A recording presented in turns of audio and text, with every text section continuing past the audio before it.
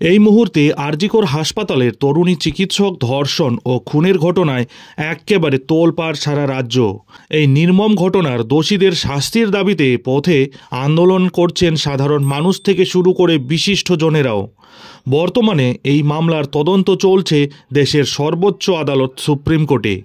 তবে ৩ মাস পেরিয়ে গেলেও চলছে এই মামলার তদন্ত। এই মামলার তদন্ত করছে কেন্দ্রীয় তদন্তকারী সংস্থা সিবিআই। তবে এখনও পর্যন্ত এই মামলায় শুধুমাত্র সিভিক ভলেন্টিয়ার সঞ্জয় রায়েরই চার্জশিট গঠন হওয়ায় শিয়ালদা আদালতে সর্বোচ্চ আদালতের তত্ত্বাবধানে চলছে শুনানি প্রক্রিয়া। তবে এরই মধ্যে আরজিকর হাসপাতালের প্রাক্তন অধ্যক্ষ সন্দীপ ঘোষকে নিয়ে আরও উঠে এসেছে চাঞ্চল্যকর তথ্য, যার ফলেই একেবারে তোলপাড় হয়ে গিয়েছে রাজ্য রাজনীতি। এবার অবশেষে আরজিকরে দুর্নীতি মামলায় সন্দীপের নামেও চার্জশিট জমা দিতে চলেছে সিবিআই। অ্যাকচুয়ালি মেডিকেল স্টুডেন্টদের হাউস স্টাফশিপ এর নির্দিষ্ট সময়কাল থাকে, তার মধ্যে তা শেষ করার নিয়ম রয়েছে। কিন্তু আরজিকর হাসপাতালের অধ্যক্ষ হিসেবে সন্দীপ ঘোষ তার ঘনিষ্ঠ ছাত্রছাত্রীদের সেই মেয়াদকাল খেয়াল খুশি মতো বাড়িয়ে দিতেন। এমনই মারাত্মক গুরুতর অভিযোগকে সামনে রেখে সন্দীপের বিরুদ্ধে আর্থিক দুর্নীতির মামলায় চার্জশিট জমা দিতে চলেছে এবার সিবিআই। আগামী 2-1 দিনের মধ্যেই আলিপুরের বিশেষ আদালতে পেশ করা আর্থিক দুর্নীতির এই চার্জশিটে অগ্রাধিকার পেতে চলেছে কোটি কোটি টাকার টেন্ডার দুর্নীতির বিষয়। খবর সিবিআই সূত্রের। এটাই হবে এই মামলার প্রথম চার্জশিট। সেখানে সন্দীপের পাশাপাশি তার 3 শাগরেদ বিপ্লব সিংহ, সুমন হাজরা ও আফসার আলী খানের নামও থাকতে পারে বলে সূত্রের খবর। 120 জন সাক্ষীর উল্লেখ থাকবে সেখানে, সঙ্গে থাকবে আরও 460টি গুরুত্বপূর্ণ নথিও। তদন্তকারীদের অভিযোগ, আরজিকরের অধ্যক্ষ থাকাকালীন তুঘলকি শাসন চালাতেন সন্দীপ ঘোষ। সরকারি নিয়মকে বুড়ো আঙ্গুল দেখিয়ে এভাবে হাউস স্টাফশিপের সময়ও তিনি বাড়িয়েছেন বলে তদন্তকারীদের দাবি। সাধারণত হাউস স্টাফশিপের মেয়াদ থাকে মাত্র 1 বছর, আর তার জন্য প্রতি মাসে পাওয়া যায় 50,000 টাকা। তদন্তকারীদের দাবি, সেই মেয়াদ বাড়িয়ে দেওয়ার ফলে তার ঘনিষ্ঠরা আরও কয়েক মাস প্রতি মাসে ওই 50,000 টাকা করে পেতেন। অভিযোগ, তা গুনতে হতো সরকারকে। এর বদলে ওই ঘনিষ্ঠদের দিয়ে দিনের পর দিন সন্দীপ নিজের বেআইনি কাজ করাতেন বলেও তদন্তকারীদের দাবি। আরজিকর হাসপাতালে তরুণী চিকিৎসকের ধর্ষণ ও খুনের পরে সেখানকার মেডিকেল সরঞ্জাম কেনার নামে টেন্ডার দুর্নীতির অভিযোগ ওঠে।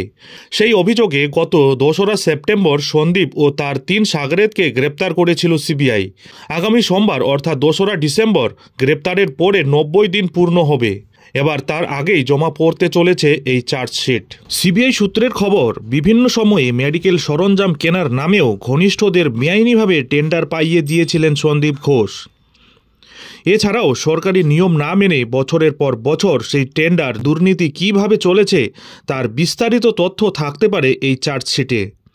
এছাড়াও হাসপাতালে বেআইনি পার্কিং বা ক্যাফের জন্য সন্দীপ ঘোষ তার ঘনিষ্ঠ অ্যাডিশনাল সিকিউরিটি কাম বাউন্সার আফসারকে টেন্ডার পাইয়ে দিয়েছিলেন বলেও চার্জশিটে উল্লেখ থাকতে পারে।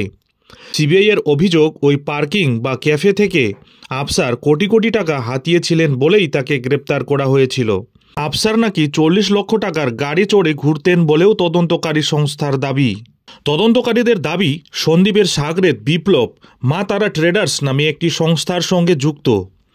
অভিযোগ উঠেছে, সরকারি নিয়ম ভেঙে বিপ্লবের মতো সাধারণ এক ভেন্ডারকে বেআইনিভাবে মেডিকেল সরঞ্জাম সরবরাহের টেন্ডার পাইয়ে দিতেন সন্দীপ ঘোষ। সেই অভিযোগে গ্রেপ্তার হন বিপ্লব। সন্দীপ ঘনিষ্ঠ অভিযুক্ত সুমনেরও হাওড়ায় মেডিকেল সরঞ্জামের দোকান রয়েছে। সিবিআইয়ের দাবি, সন্দীপ সেখান থেকেও বেআইনিভাবে মেডিকেল সরঞ্জাম কিনতেন। প্রসঙ্গত, গত 15ই আগস্ট নোটিশ দিয়ে আরজিকরের ধর্ষণ ও খুনের মামলায় সন্দীপকে তলব করা হয়েছিল সিজিও কমপ্লেক্সে সিবিআইয়ের স্পেশাল ক্রাইম ব্রাঞ্চে। কিন্তু সেদিন তিনি হাজিরা না দিয়ে কলকাতা হাইকোর্টের দ্বারস্থ হন। 16ই আগস্ট সিবিআই কার্যত রাস্তা থেকে সন্দীপকে পাকড়াও করে টানা জিজ্ঞাসাবাদ শুরু করেন।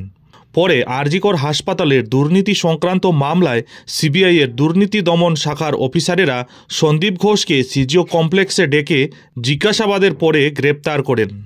আরজিকর হাসপাতালের আর্থিক দুর্নীতির মামলায় প্রাক্তন অধ্যক্ষ সন্দীপ ঘোষের নামেও এবার অবশেষে চার্জশিট জমা করতে চলেছে সিবিআই। 2-1 দিনের মধ্যেই এই চার্জশিট জমা করতে পারে সিবিআই। আর এই চার্জশিট গঠন হলেই অবশেষে সন্দীপ ঘোষের নামেও শুনানি শুরু হয়ে যাবে। এখন দেখার বিষয় কেন্দ্রীয় গোয়েন্দা সংস্থা সিবিআই কবে আর.জি. কর হাসপাতালের প্রাক্তন অধ্যক্ষ সন্দীপ ঘোষের নামে চার্জশিট জমা করে। নজর থাকবে সেদিকে। যাই হোক, এখন এখানেই শেষ করছি। এই ধরনের আর.জি. কর সংক্রান্ত যে কোনো ছোট বড় আপডেটগুলি ঠিক সময় মতো পেতে অবশ্যই চ্যানেলে চোখ রাখুন।